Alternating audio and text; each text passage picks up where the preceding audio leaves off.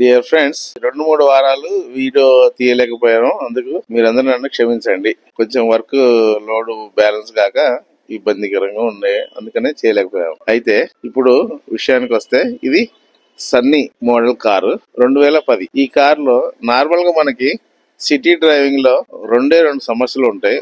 ఒకటి, ముందర బంపర్ ఎక్కువ డ్యామేజ్ కావటం, వెనక బంపర్ డ్యామేజ్ కావటం. వీటిని మాత్రం మనం సిగ్నల్స్ దగ్గర గానీ, ట్రాఫిక్ లో గానీ, ట్రాఫిక్ కంజంక్షన్ లో డ్రైవింగ్ లో మనం సాధ్యమైనంత వరకు అవాయిడ్ చేయలేకపోతాం. అవి జరుగుతూనే ఉంటాయి. అప్పుడు ముందు బంపర్ కొద్దిగా స్క్రాచెస్ రావడం, డ్యామేజ్ కావడం, వెనక బంపర్ డ్యామేజ్ కావడం సర్వసాధారణం. అయితే ఈ బంపర్లు రిపేర్ చేయడంలో రెండు ప్రధాన సమస్యలు ఉంటాయి. ఒకటి, వెహికల్ కారు పాత మోడల్ అయినప్పుడు ఆ బంపర్ అవైలబుల్ లేకపోవడం, ఉన్నా కూడా కొంచెం ఎక్కువ రేట్ ఉంటది. అదొక ప్రాబ్లం. రెండో ప్రాబ్లం ఏంటంటే, కొత్త వెహికల్స్ 1 year, 2 years, 3 years కూడా ఈ బంపర్లు డ్యామేజ్ అవుతూ ఉంటాయి. ఈ కొత్త వెహికల్ సమస్య ఏంటంటే, కొద్ది కాస్ట్ సమస్య. కాస్ట్ కొద్దిగా హై ఉంటది. ఈ బంపర్లు సపోజ్ ఇన్నోవా ఉందనుకోండి, 10,000, 15,000 అట్లా ఉంటది. అదే సెల్టాస్, కియా ఇంకొంచెం పెద్ద బండి ఉన్నాయనుకోండి, బంపరే కాస్ట్ 20,000 నుంచి 30,000 వరకు ఉంటుంది. వీటికి మళ్ళీ పెయింట్ అధికంగా అడిషనల్ గా ఖర్చు వస్తుంది. వీటిని అవాయిడ్ చేయాలంటే, ఒకటి, సాధ్యమైనంత వరకు రిపేర్ చేసుకోవడం ఒకటి పని. రెండోది, రిపేర్ కాని పరిస్థితుల్లో బియాండ్ ద రిపేర్ మనం ఎట్లాగో మార్చాల్సి వస్తుంది. ఈ కేసులో ఈ బంపర్